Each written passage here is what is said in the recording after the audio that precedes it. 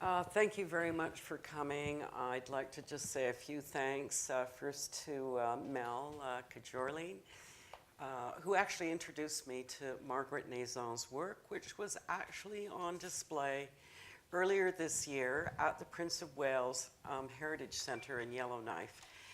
And a number of works from that exhibition are here now at Glenbow, but Margaret also created some new work as well, four pieces, I believe it was. So that was great. Thank you, Prince of Wales. And I'd also like to thank Michael Gibson.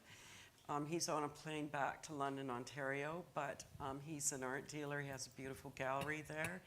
And he handles both Erik and Gathie Falk's work. Gathie Falk, and we'll start with her today. There she is. Gathie Falk just turned 90 this year, so she was unable to come. But I did speak to her on the phone a couple of times, and she's like a real bright light at her age. And I'm just going to tell you a little bit about her. She was born in Alexander, Manitoba, about 1928. Her parents were Mennonites. They were in Russia. They're from Russia. They got out in 1928. They were quite fortunate, given what happened to the Mennonites afterwards. Unfortunately for the family, though, the father died soon after they arrived. And they lived in kind of considerable poverty. And, of course, the Depression was on.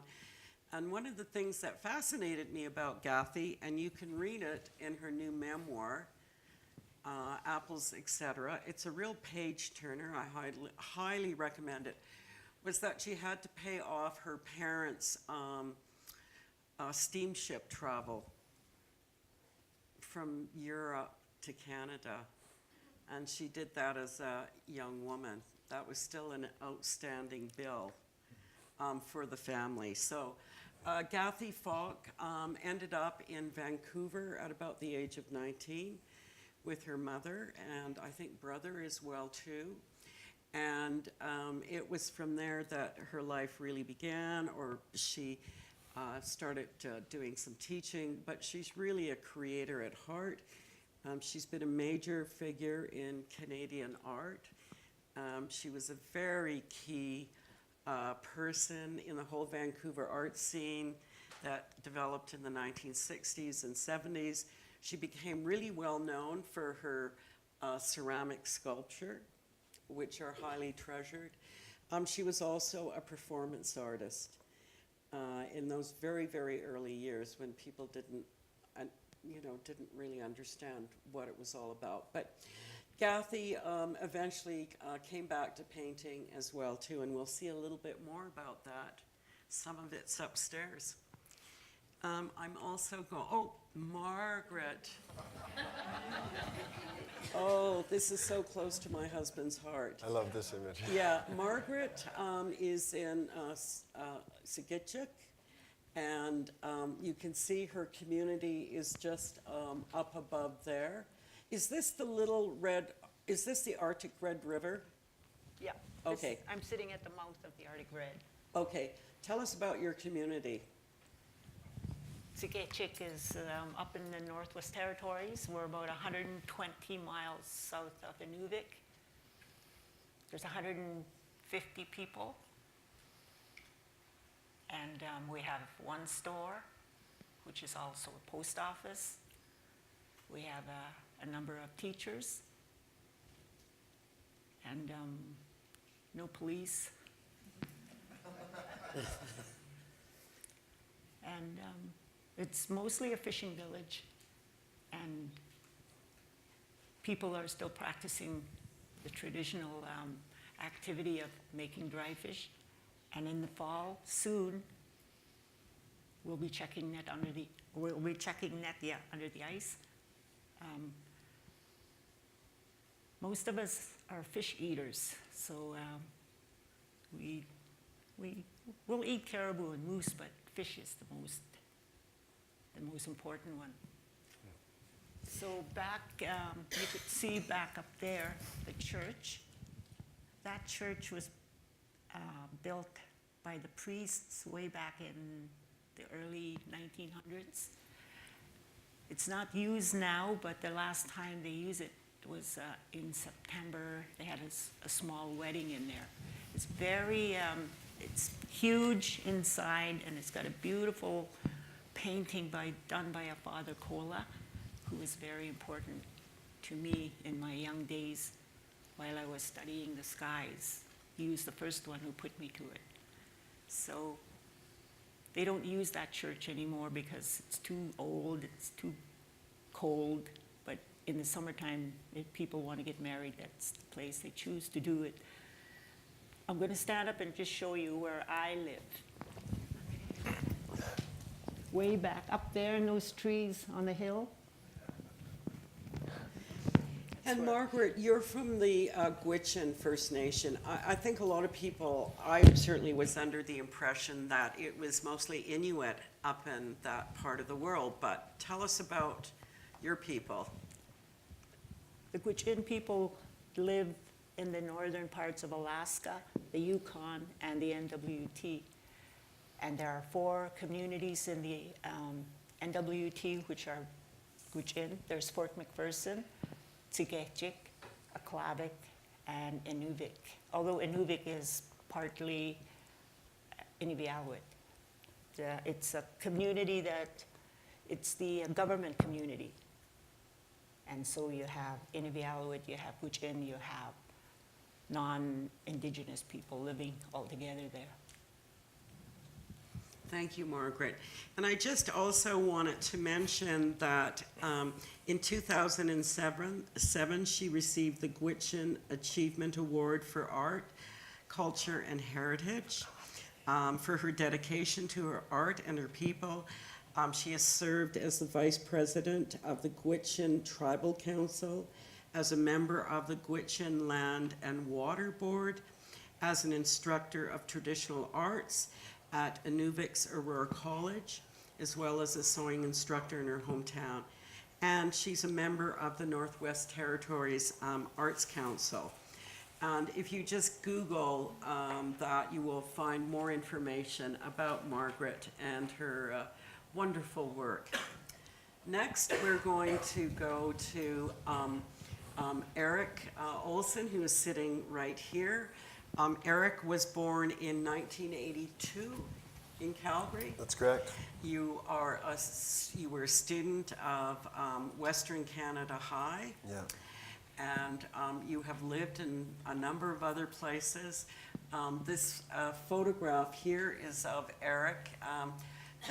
You graduated from the Emily Carr University of Art and Design.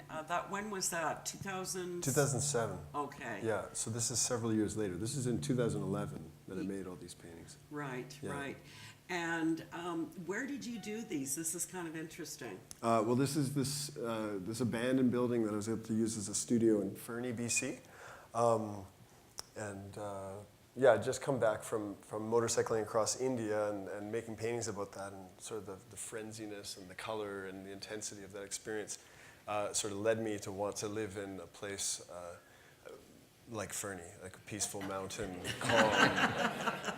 And anyway, so I got this big building and started painting. So I spent 2 years there painting, and that's when I made most of these works, except for one. Yeah. Yeah. And you have you have done a new moon for the exhibition upstairs. Yeah, that's right. The first one I did was I was sort of testing the idea if I could pull this off, if I could try to paint sort of portraits of the planets, but I didn't really know how to do it in the beginning. So as I was researching, I was learning how to paint it. And the first one was the moon. So it was this little one about that size, and I painted it, and I was really disappointed at first, to be honest. I thought it looked like a volleyball on black or something. It was like, this sucks. But then I sort of thought, and then I wrote moon on it, and I was like, cool, it's the moon, great. You know, and then kind of moved on to Mars and started gaining some momentum. But I always felt like that painting didn't quite do it justice. So now, 7 years later, I feel I knew how I wanted to paint the moon. and I painted it, and I realized I didn't need to write the moon this time. It was clearly the moon. So People believed it. I hope so. We'll see. We'll see. The judge and the jury. Here we have Robert Thirsk. One of the reasons Robert is involved in this exhibition is because he has really been out in outer space.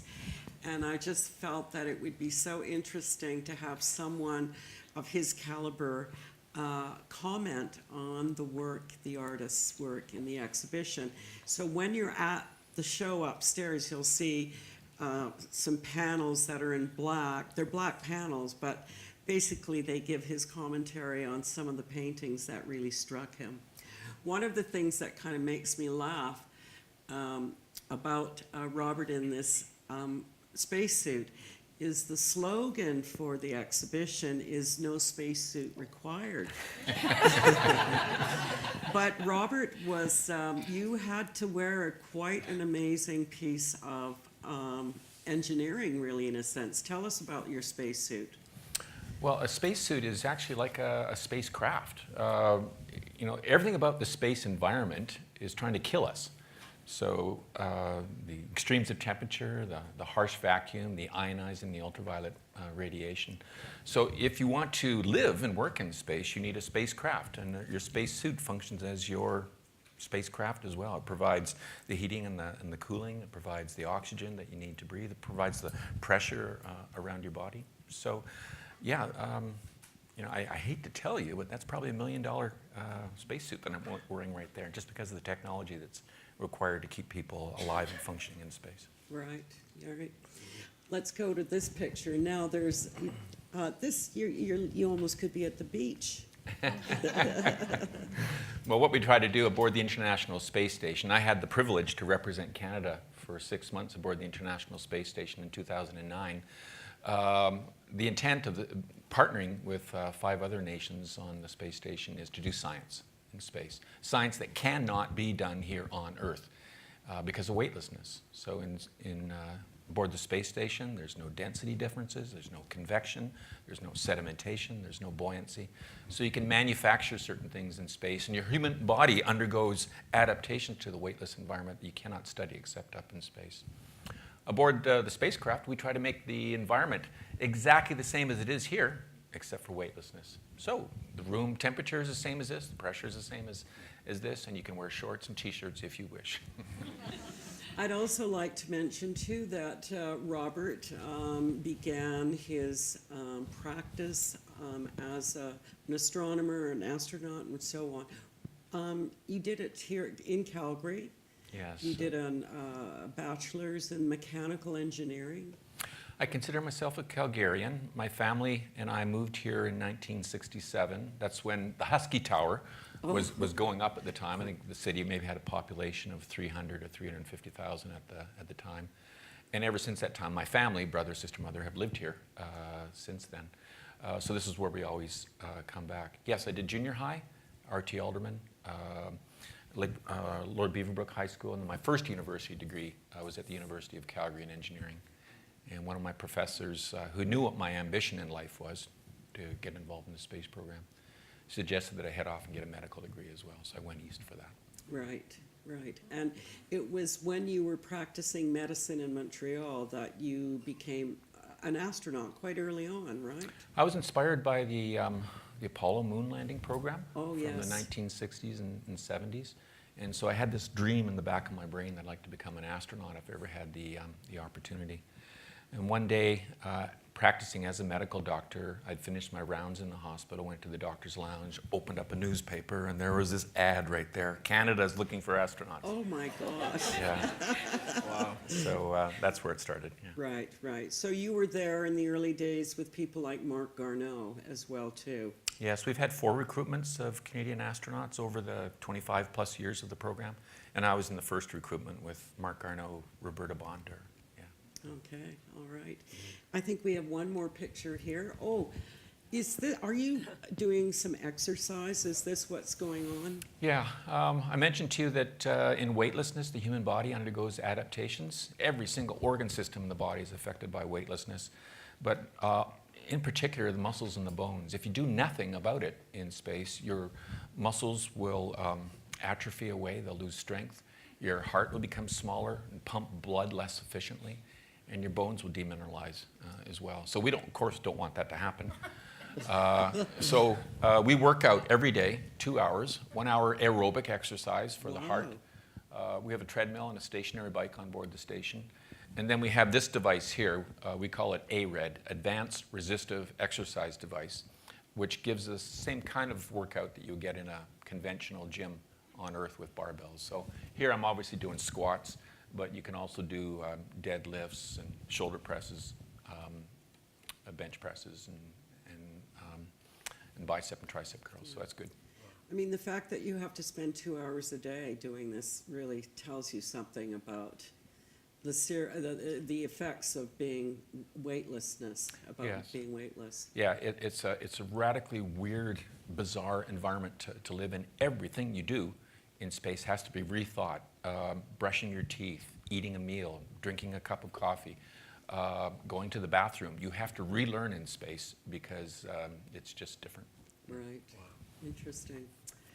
Margaret, I really wanted to show this. This is a new work that Margaret did for Glenbow. I'm just going to have a quick look at the name because I get it so mixed up all the time. Green City Lights Nebula.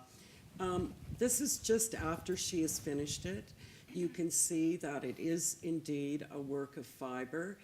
And Margaret, you started doing these beautiful beaded pictures of what you see in deep space, outer space, in about 2009. What got you started?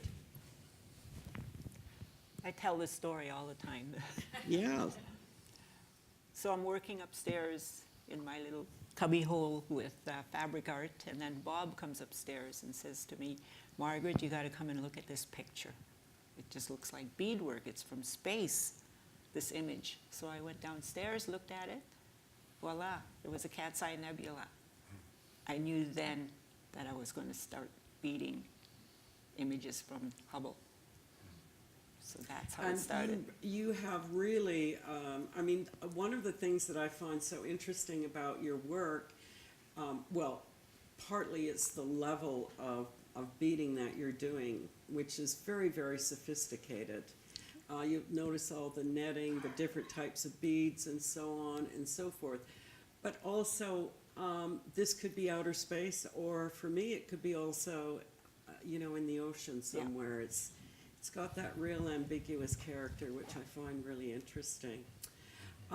Tell us a little bit about your beading background. Where did you learn? I learned from my older sister, and then from other older ladies in the community. I didn't learn from my mother. Usually that's the way it goes. Right, but, yeah. But my mother, she didn't like beading either. And back in those days, if it wasn't done perfect, it had to be taken apart.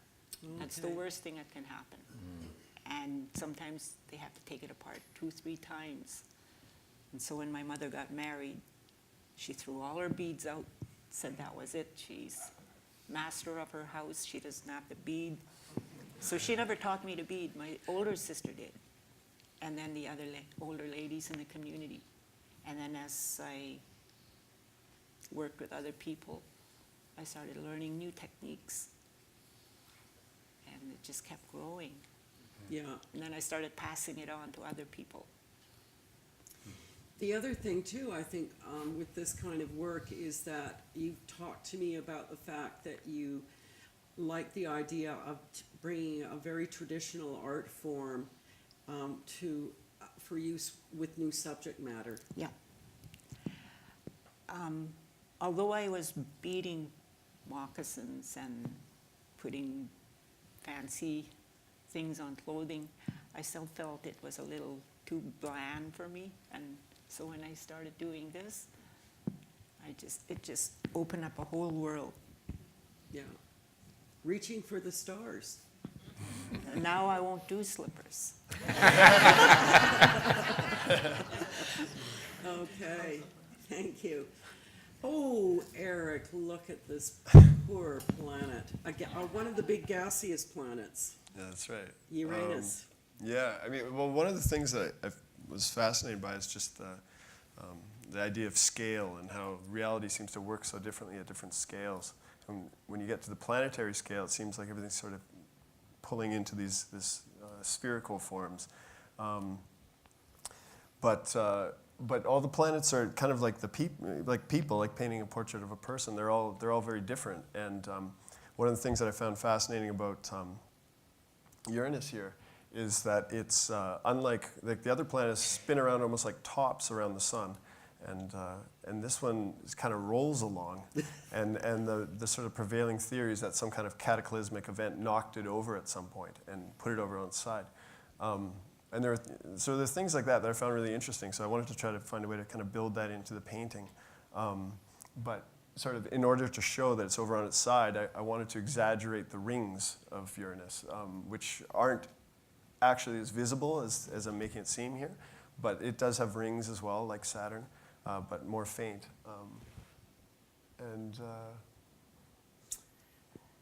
When you're upstairs with Erik's paintings, there's wonderful painting going on, beautiful texture. He really knows how to move oil paint around. And just tell us a little bit about where your painting skills came from.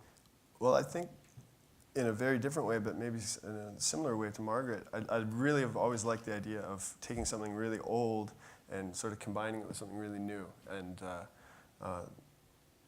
And so I really learned to paint by looking at the Group of Seven and Tom Thompson and all those guys. And that's really how I learned how to push the paint around. And then with this series, I'm just sort of trying to combine that with something that Tom Thompson couldn't have painted. Right. Because guys like Robert hadn't, discovered these things yet. And so that's something that I'm trying to do actively all the time, is really trying to combine sort of traditional techniques, something that's very simple and sort of essentially human. Like I think of painting as being very much like singing and dancing. It's something that humans will always do. We'll always draw. We'll always make pictures, and we'll try to understand our world through these and communicate to each other in these very essential ways. So I'm always thinking about that and trying to combine it in our new context and the information we have now. I'm going to talk a little bit about Gathie Falk here. This is one of the paintings that are upstairs. This is from her most recent series. The series is called Heavenly Bodies Again.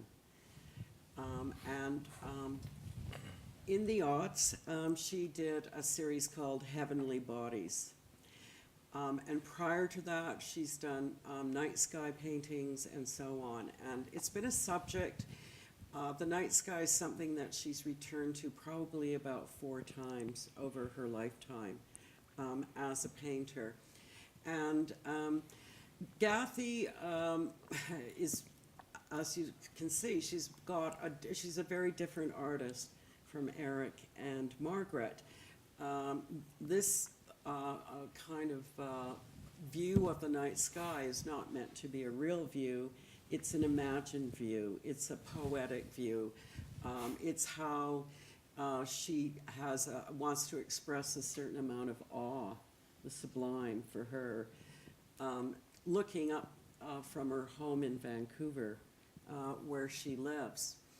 And Gathie did this series that we're looking at now in about 2015, 2016. And I was very fortunate to get a number of works from that series. And you're going to see someone here like Erik, who's very much a contemporary painter. And again, she's really moving the paint around. There's some staining going on as well, too. And, in Vancouver, it's quite often a misty sky up there. And I think she really gets that sense of there being almost a kind of haze. The other thing that interests me about Gathie and her conception of the night sky is that it's very dreamlike.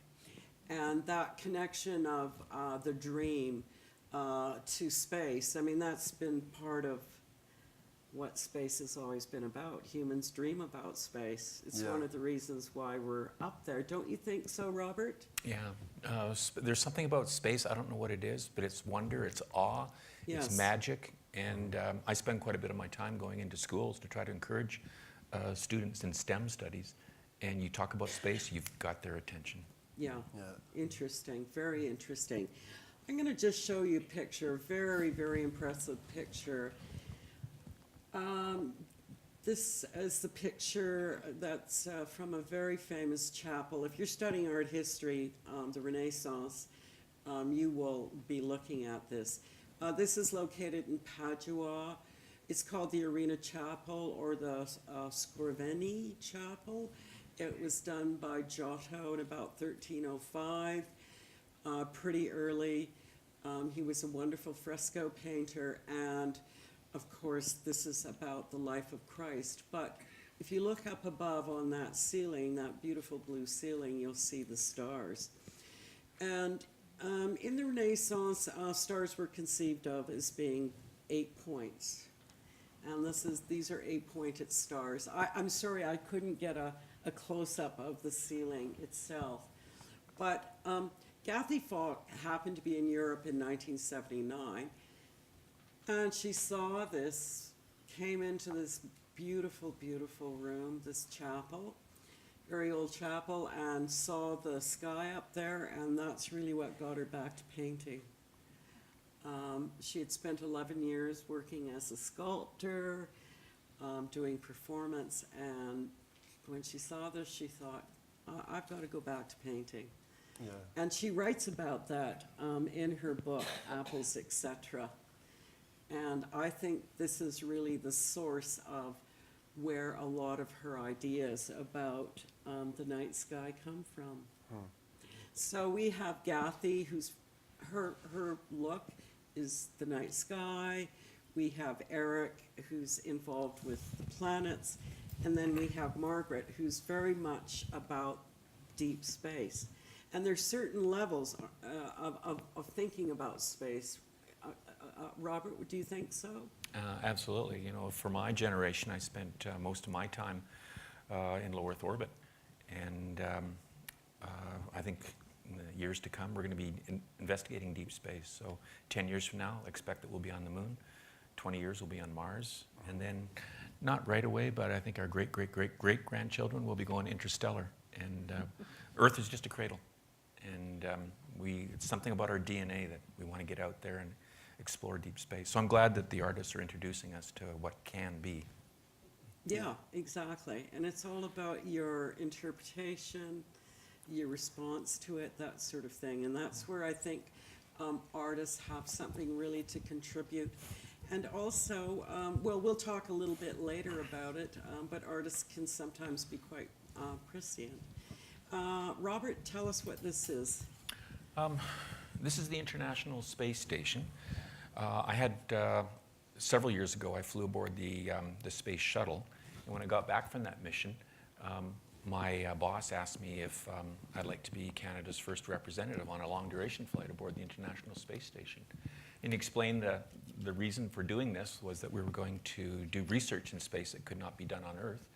And he said 5 different countries will come together and in a cooperative way add components to this station that will build the station up.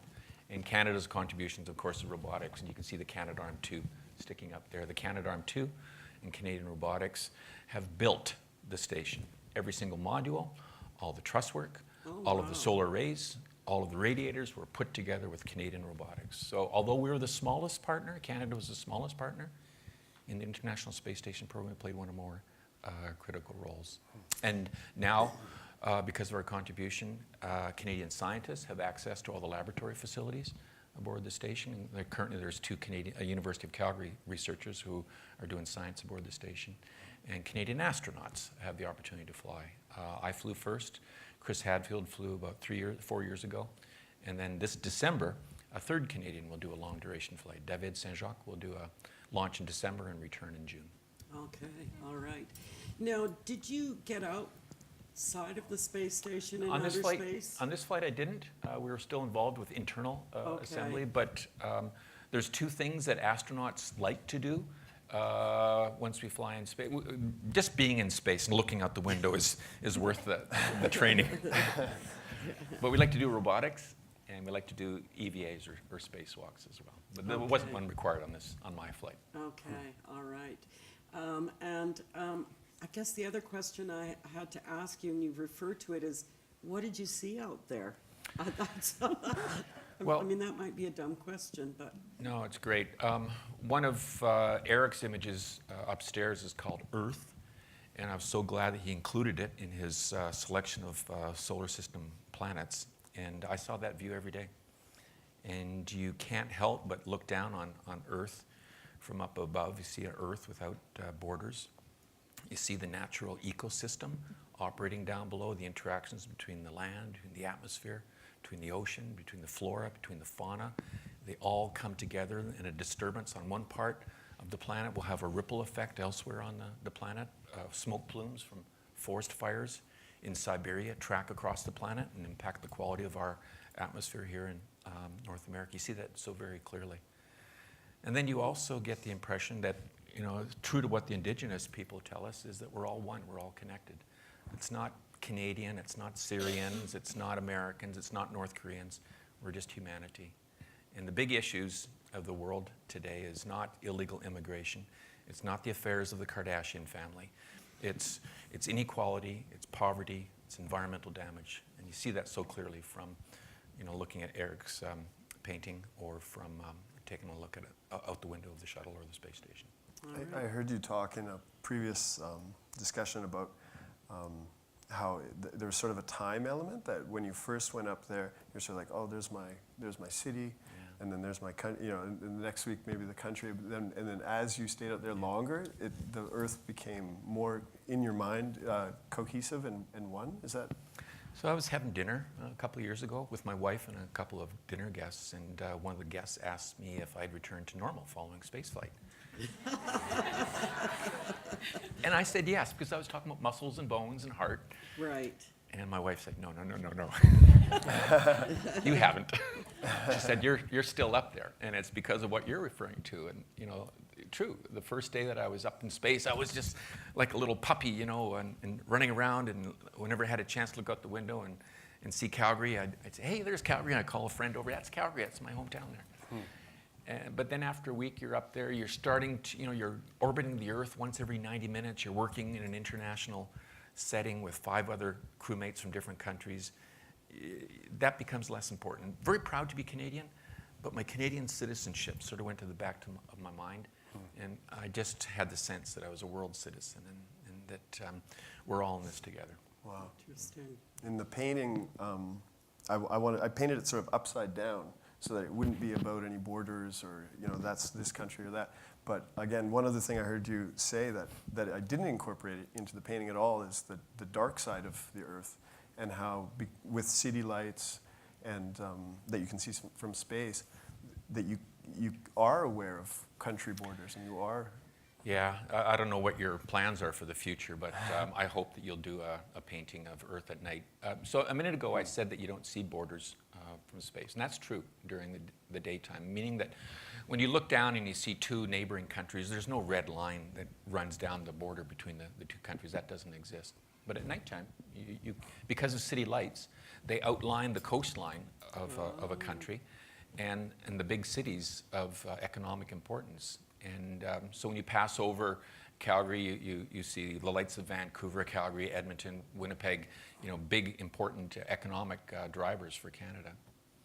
But when you pass over Southeast Asia, you see this blotch of darkness there. And initially when I looked out at that blotch of darkness, I just thought it was a waterway. But it turned out that it wasn't. It was North Korea. North Korea is a country of 25 million people, and the rulers of that country have ignored the plight of their citizens, and also ignored the economic development of their country. And a country of 25 million people at nighttime has no power, has no lighting, has no heating. How can you expect the young people to get excited about education, about learning? So I pass over countries like Canada, and I think, oh, great country. You pass over some parts of the world, you think, there's some pretty harsh rulers down there. Right? Wow, that's amazing. Interesting. Well, I imagine where you live, Margaret, it's pretty dark sky, isn't it? Yeah, right now. Right now? I mean, not at this moment, but Yeah, yeah, but- September. You'll be getting ready for the dark sky. Yeah. Yeah.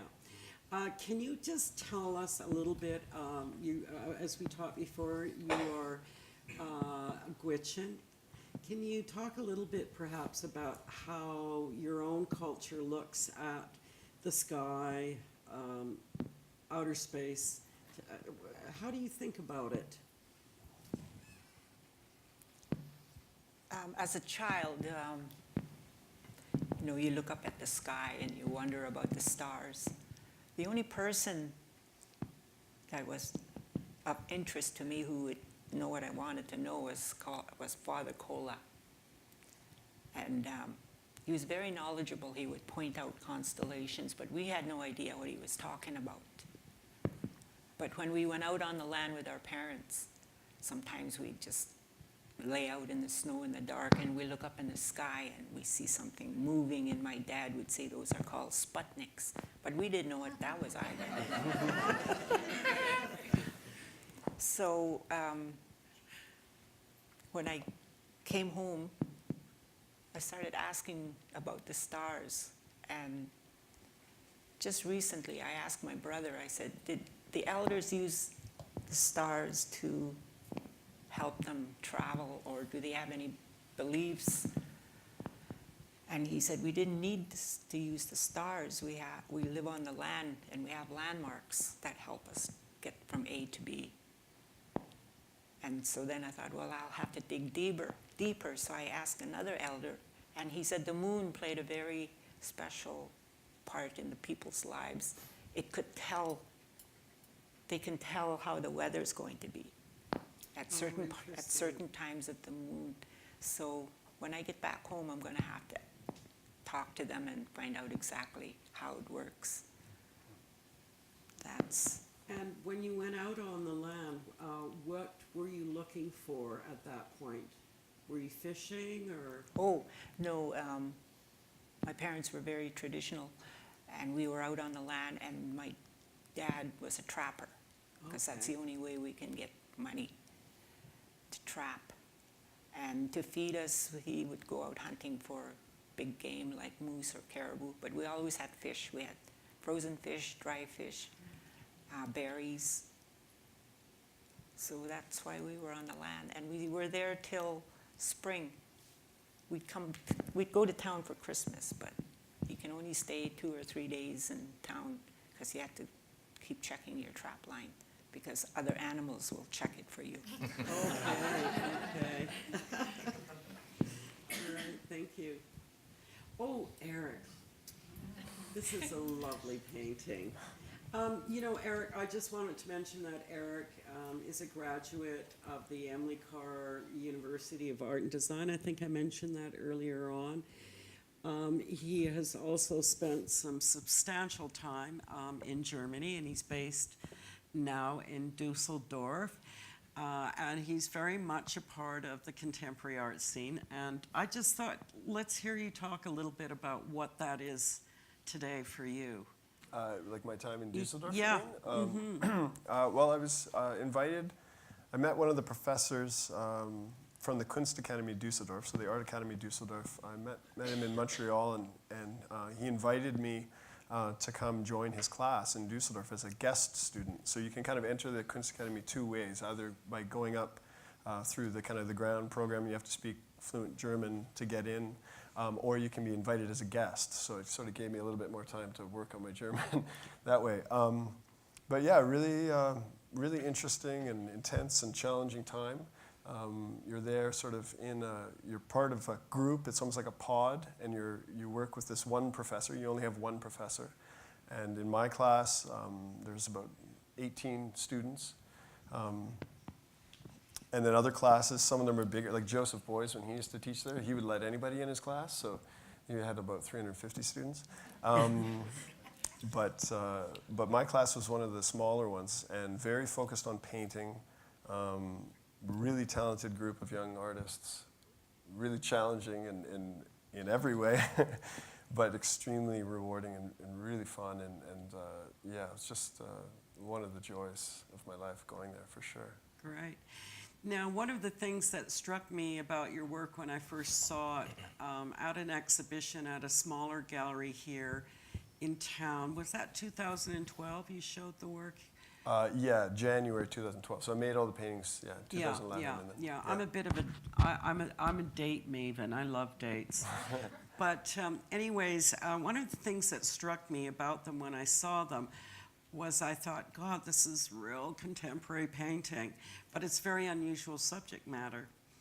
I don't see other artists really doing much about, well, there's Margaret, but Yeah. I don't, and there's Gathie, but really in terms of what goes on in Canada, we're pretty bound to the earth.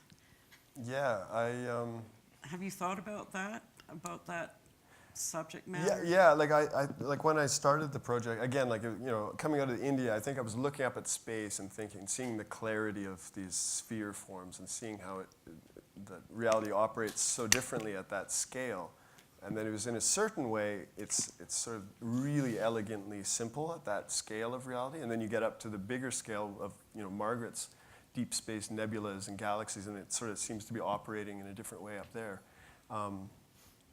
But I also found for myself that I almost didn't really have a very clear understanding of the solar system, and it felt to me like visually space was either kind of depicted as like a diorama for a science museum, which scientifically is very useful, but or sort of like a Star Trek fantasy with warp speed, and it really had nothing to do with like the reality of how it works. And so that's almost what drew me to do this, is for myself finding some kind of a clarity at that scale, and so I kind of had to teach myself about how it works in a certain way, and I think that's sort of what drew me to it, I guess. And your brothers helped you with it as well too. Yeah, my older brother he's got more of a kind of a scientific mind, I would say, and so he on many of these types of projects, I'll call up my brother and we'll bounce ideas. So even when I was doing the final moon, I was like, but the scale of the moon to the Earth, because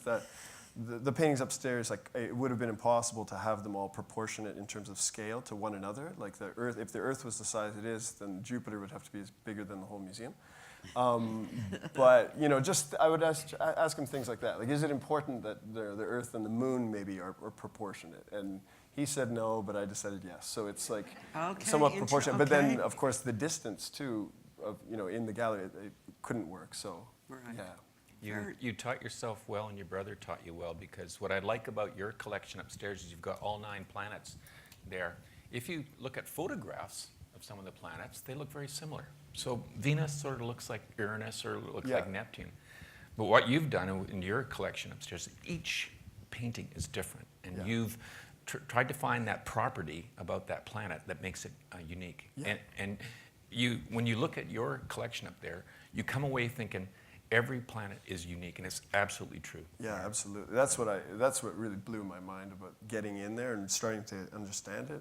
It's in a relatively simple way, but it's just so fascinating. They're all so different. They all have their own characters, and they all have their own history and story, and it's just sitting right there. And then, of course, as you know, I mean, it seems like we're in kind of a golden age of the next level of understanding. All these probes going out, new moons, and Enceladus, and all these. I mean, I wish I could have done all of the moons in the solar system too, but that would be a big job. But because I definitely have a few favorites, and they get really weird too. The moons are like really, it's a crazy family. It's like a total motley crew. Now, speaking of planets, this is probably the cruelest one of all. Oh yeah. Cronus, or what we call Saturn. But you also have an interest in, just about how the ancients, the Greeks and the Romans conceived of these celestial bodies up there. You've used the word Cronus. Yeah. Tell us a little bit about that.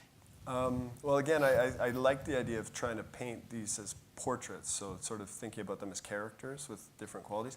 And I just started researching the names, and so, why is it called Saturn? And I realized that Saturn, there's the Roman and the Greek gods, and so Saturn is the equivalent of Cronus. And then, which to me, like when I think of Saturn, I think of the planet, but if I say Cronus, I actually think of more like art history, and I think of the story of, the mythological story of that. And then I started finding these parallels between were really just my way of kind of entering the subject matter. But in this case, Cronus, the god, castrated his own father, which was Uranus, which I feel is sort of a parallel between this sort of cataclysmic event of Uranus getting toppled over on its side, like something terrible happened to poor Uranus, it seems. And Cronus, clearly not being the nicest of the gods, it was prophesied that one of his sons would kill him. And so he devoured his own sons. And so there's in art history, there's great paintings of Cronus eating his, so it's really brutal stuff. But I almost, again, sort of, when I'm researching the planet, I liked kind of trying to put the two and two together. So there's the very famous rings of Saturn, of course, but within that, there's the moons in the rings. And as the massive planet, like it's supermassive planet, so the gravity is so strong that it's pulling in those rings and moons and will eventually kind of devour them. So eventually Saturn will have no rings in theory.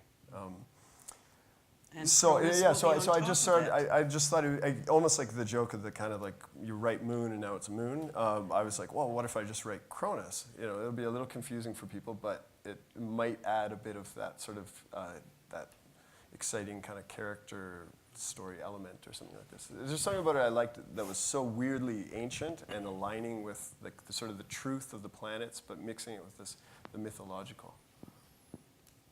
And he comes out on top, doesn't he, in the end? All right. Okay, we are going to end this conversation because we want to have some questions from you. And one of the things that we did upstairs is we have on the labels some commentary from Margaret, also from Erik, and then of course from you, Robert. And what did you have to say about this particular painting? I was fascinated by that.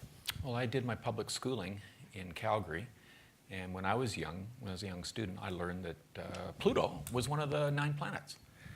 And then, as you know, 10-ish years ago, the International Astronomical Union came out with a declaration that no, Pluto is not a planet, it's a planetoid or a small planet. Well, I was devastated, and millions of us were devastated growing up, and I just started thinking, science is good, but do we have to be scientific all the time? But even though Pluto is no longer a planet, we still have strong interest in it. In 2006, NASA sent a probe called New Horizons to planet and to Pluto and to its moon Charon.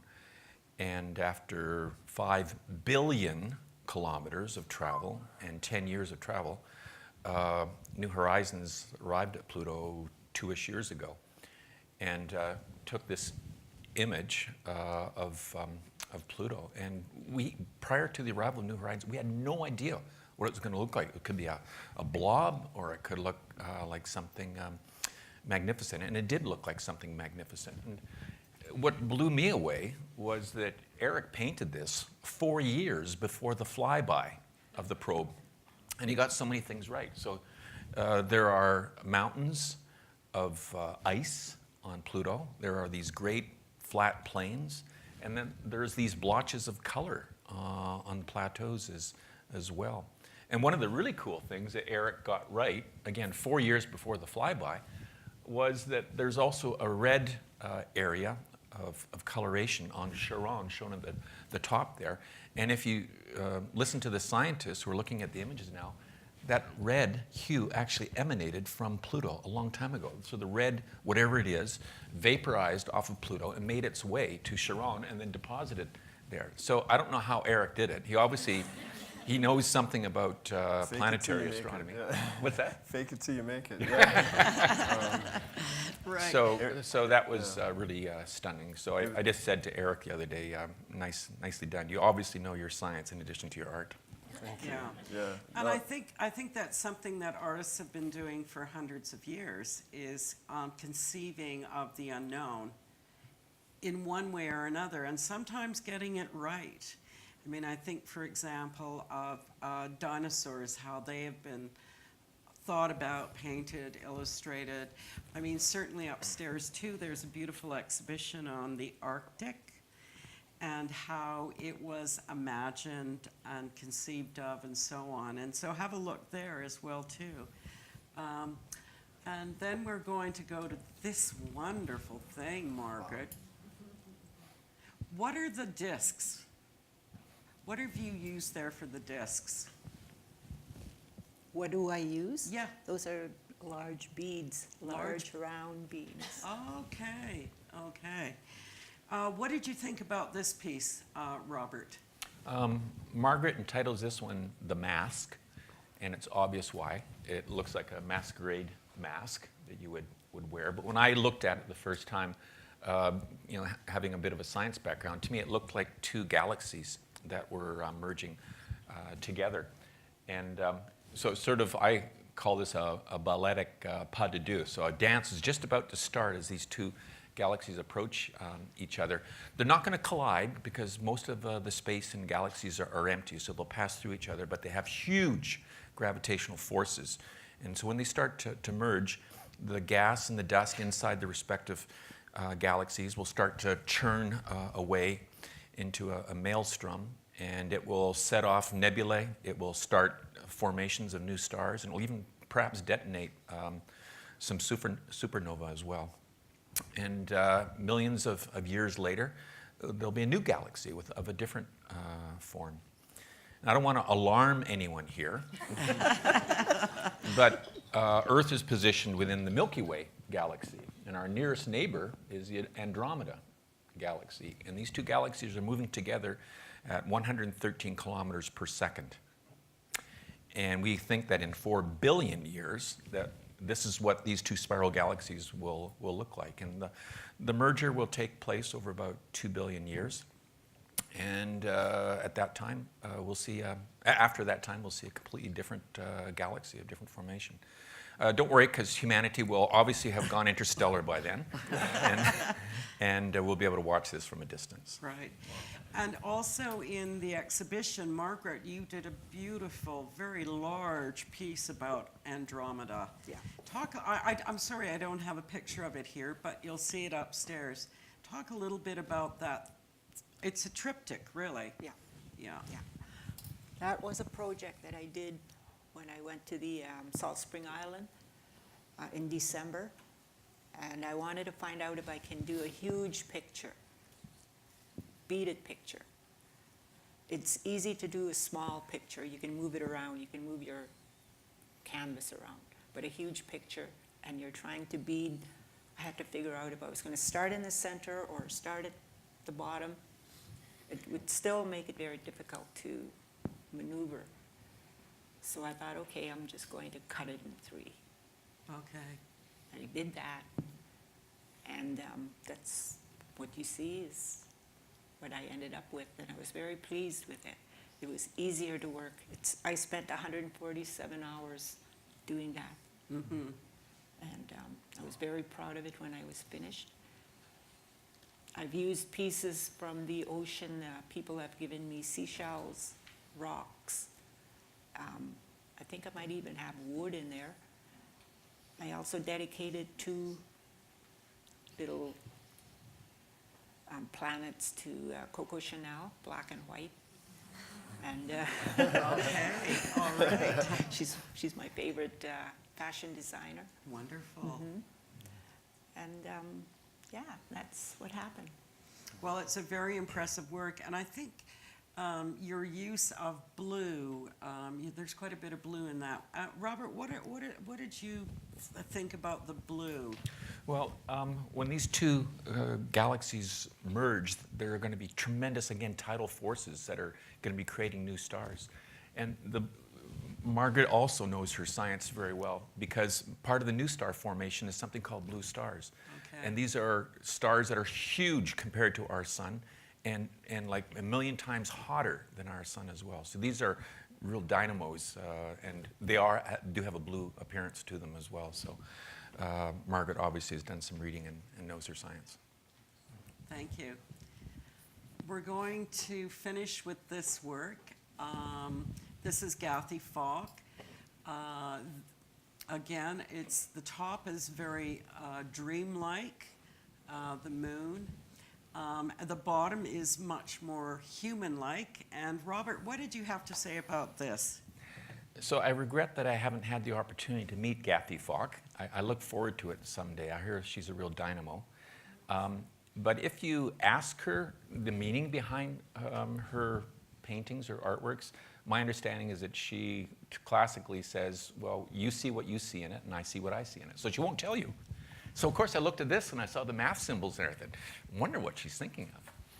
But anyways, what it brought to me, like you, I saw the moon at the top, and then I saw math or computers in the bottom. And again, from my childhood, I thought about the Apollo missions in the late 60s and 70s.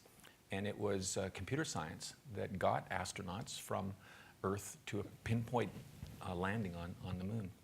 For those of you that are my age, you might remember the lunar landing craft. It's called a LEM, Lunar Excursion Module. Mm-hmm. We had a computer, but the computing power back in those days, in the late 60s, was equivalent to what we have today in a pocket calculator. And the genius NASA engineers were able to manipulate that limited computing power and do some ingenious software development so that the lunar module could safely land 12-ish astronauts on the moon. So that was what I think Gathie's trying to say here, that we explore the cosmos based on our knowledge and based on the technology that we develop. And the other story here, too, is that a lot of the technologies that we develop for spaceflight spin off to benefit society today. So the data that we have on our smartphones, the Wi-Fi systems in our hospitals, that all came from the space program. And if we didn't invest in the space program, we wouldn't have some of these luxuries today. And what about Velcro? So when I talk about spin-offs, a lot of people say, hey, what about Velcro and Tang? Did that come from the space program? No, they did not. Oh. We certainly make good use of Velcro in space to hold down our pens and our glasses and things like that. And we do drink Tang orange juice, but that existed before the space program. Okay, all right.